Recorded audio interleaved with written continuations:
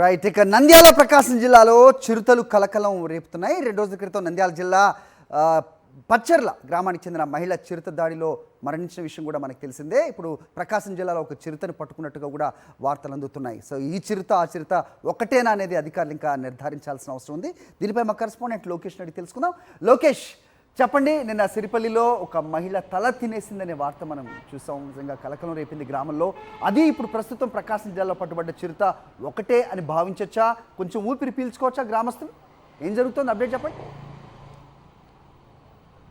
ఈ ఖచ్చితంగా చెప్పడానికి లేదు. ఎందుకంటే ఈ యొక్క నంద్యాల జిల్లా సిరివెల్ల మండలం పచ్చర్ల గ్రామంలో ఏదైతే మహిళపై దాడి చేసి చంపి తినిందో ఆ యొక్క చిరుత ఒక మ్యాన్ ఈటర్గా మారిన పరిస్థితి నేపథ్యంలో అక్కడున్న గ్రామస్తులు కూడా భయాందోళనకు గురవుతున్న పరిస్థితి. ఇక ప్రకాశం జిల్లాలో చూసుకున్నట్లయితే ఏదైతే ఈ యొక్క గిద్దలూరు మండలం దేవనగరం గ్రామ శివారుల ప్రాంతంలో ఒక పాతబడిన ఫ్యాక్టరీకి సంబంధించిన దాకా ఒక గుంతని తీయడం జరిగింది. ఆ గుంతలో చాలా మటుకు అక్కడ ఉన్న గ్రామస్తులు యొక్క పశువులు చనిపోతే వాటి యొక్క కళేబరాలను తీసుకొని ఆ గుంతలో వేసే పరిస్థితి.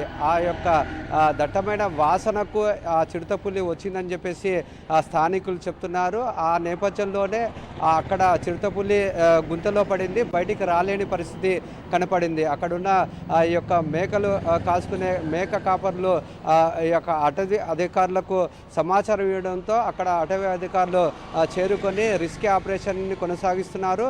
ఆ గుంత చుట్టూ పూర్తిగా ఒక వలని పని, అంతేకాకుండా ఒక బోన్ని కూడా ఏర్పాటు చేయడం జరిగింది. ఏ విధంగానైనా కానీ ఆ చిరుతపులిని పట్టుకొని తిరిగి అటవీ ప్రాంతంలో వదిలేస్తామని చెప్పేసి చెప్తున్నారు. అంటే నంద్యాల జిల్లా యొక్క పచ్చర్ల గ్రామంలో జరిగిన సంఘటనకు ఇక్కడ సంఘటనకు కొద్దిగా వ్యత్యాసం ఉంది. ఏది ఏమైనప్పటికీ కూడా ఈ యొక్క మ్యానీటర్గా మారిన చిరుతపులి ఈ యొక్క గిద్దలూరు మండలంలో సంచరిస్తుంది అనడానికి కూడా అవకాశాలు అయితే ఉన్నాయి. ఏది ఏమైనప్పటికీ కూడా ఈ యొక్క నంద్యాల ప్రకాశం జిల్లాలో చిరుతపులి సంచారం అనేది ప్రజలకు భయాందోళనకు గురి చేసే విధంగా ఉంది. ఏ విధంగానైనా కానీ ఈ యొక్క చిరుతపులులను పట్టుకొని వాటిని తిరిగి అటవీ ప్రాంతంలో వదిలేయాలంటూ ఈ యొక్క గ్రామస్తులు చెప్తున్న పరిస్థితి. మొత్తం మీద చూసుకున్నట్లయితే నిన్న మనం మహానంది పుణ్యక్షేత్రంలో కూడా పశువులను తినడానికి చిరుతపులి వచ్చినట్లుగా సీసీ ఫుటేజ్లో రికార్డ్ అయిన పరిస్థితి. ఈ నేపథ్యంలో ఈ యొక్క భక్తులు అక్కడ రావడానికి కూడా ఇబ్బంది పడుతున్న పరిస్థితి. మొత్తం మీద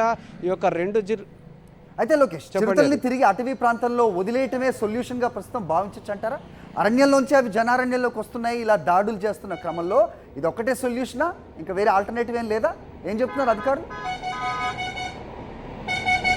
ఖచ్చితంగా అంటే ఇప్పుడు అటవీ అధికారులు ఏదైతే స్థానిక ప్రజలైతే భయాందోళనకు గురయ్యి అటవీ అధికారులకు సమాచారం ఇస్తున్నారో, వాళ్ళ యొక్క గోడుని వినిపిస్తున్నారో, అప్పుడు అటవీ అధికారులు ఒకటే మాటని ప్రస్తావిస్తున్న పరిస్థితి. ఇది ఈ ప్రాంతం అంతా అటవీ ప్రాంతము. ఈ ప్రాంతాల్లో చిరుతపుల్లులు కానీ వైల్డ్ ఎనిమల్స్ తిరిగే అవకాశం ఉంటుంది కాబట్టి మీరే జాగ్రత్తగా ఉండాలని చెప్పేసి అధికారులు చాలా స్పష్టంగా చెప్తున్న పరిస్థితి. ఎవరు కూడా బయటికి రావద్దు, అటవీ ప్రాంతాల్లో తిరగవద్దు అని చెప్పేసి చెప్తున్న పరిస్థితి అయితే కనపడుతుంది.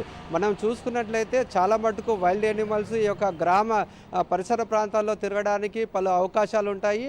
ఒకటి, తాగడానికి నీళ్లు లేకపోవడం వలన, అది సరైన వసతులు అధికారులు కల్పించలేకపోవడం వలన ఆ యొక్క వైల్డ్ ఎనిమల్స్ అనేది ఈ యొక్క పరిసర గ్రామాలలోకి వస్తున్న పరిస్థితి. అంతేకాకుండా వేటాడడానికి అంటే పశువులను తినడానికి కూడా ఈ యొక్క చిరుతపుల్లులు అనేది ఈ యొక్క గ్రామ పరిసర ప్రాంతాల్లోకి వస్తున్న పరిస్థితి. ఈరోజు చూసుకున్నట్లయితే గిద్దలూరు మండలం దేవనగరం గ్రామ శివారులో చిరుతపులి గుంతలోకి వచ్చిందంటే అది ఖచ్చితంగా అక్కడున్న కళేబరాలను తినడానికి వచ్చిందనేది చాలా స్పష్టంగా అర్థమవుతున్న పరిస్థితి.